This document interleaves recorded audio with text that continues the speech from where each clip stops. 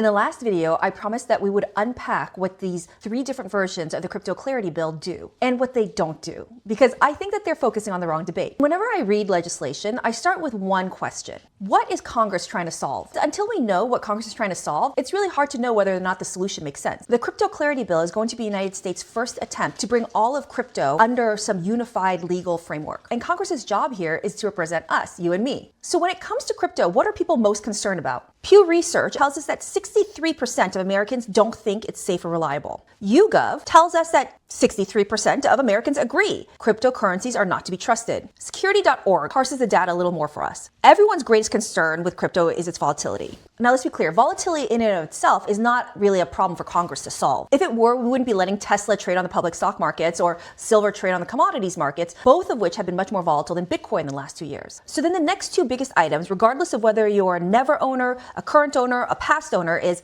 cyber attacks and lost access, both of which are safety and security issues. Safety and security sits squarely with Congress, regardless of industry, food or drugs, highways or airplanes. So what kind of laws could Congress draft to make this technology safe and secure for all of us? Here, I think it's important for us to go back to why crypto was created in the first place. The Bitcoin white paper, the very first crypto, was posted in October of 2008. What was the big event of 2008? The global financial crisis. This was when banks had sliced and diced bad debt until it was unrecognizable. Governments had to bail out the banks, taxpayers footed the bill, a lot of people lost their savings and their homes. The Bitcoin white paper posited there was a way to solve for this over-reliance on banks. And it was to enable more peer-to-peer transactions over the internet, safely and securely. One that doesn't require us to rely on financial institutions serving as trusted third party. In other words, big banks. The Bitcoin white paper wasn't posted to offer people a new investment or to create a new class of Wall Street. It was to create a peer-to-peer electronic cash system. Not peer-to-bank, not peer-to-platform. Why? Because every middleman becomes another point of failure, where fees get extracted for human mistakes, whether intentional or unintentional. And the innovation here was not digital money. The innovation was to replace human fallibility with a combination of cryptography, computing power, all over the internet that could be incorruptible. So if Congress is going to write laws that help us figure out whether or not the technology is safe and secure, how much attention is it spending on the technology? Here's a quick and dirty way for me to think about it.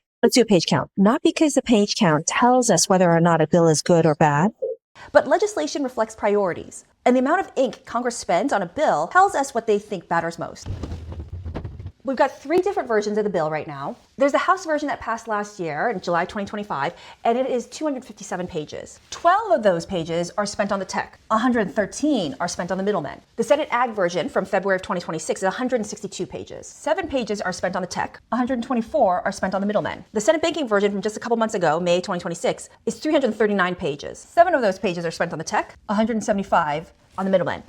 If Congress really wanted to ensure that every crypto project that came online was safe and secure, wouldn't you think that Congress would have started more with the technical properties than with the middlemen? Imagine for a second that we're not talking about crypto, but we're talking about medicine. And medicines in our pretend world isn't regulated yet. In fact, anything has been calling itself a medicine. Supplements, electrolyte drinks, sports enhancements, and there are no laws about what made a medicine safe. What could even call itself a medicine? What kind of testing it had to do? What ingredients were permissible? And instead of starting there, Congress said, let's talk about medicines as it relates to Walmarts and CVS's and the supplement stores. Sure, the distribution channels merit regulation. How do they ensure the safety of the medicine, transport of it, its advertisement? But if comparatively little time is being spent on the medicine itself, is Congress legislating the medicine to make it safer and more effective for you and me, or is it focusing its attention elsewhere and calling it a medicine bill? In either case, would the bill be pro-medicine or anti-medicine? Just like looking at the page counts doesn't tell us whether or not it's pro-crypto or anti-crypto. So after this page count exercise, we know that Congress's focus is on the middlemen. So our next question would be, if Congress is going to spend most of its ink on these middlemen, the exchanges, the brokers, the dealers, the agents, the custodians, are those the ones actually making the technology safer and more secure for all of us? Are they reducing cyber attacks? Are they reducing losses? And we'll unpack that in the next video.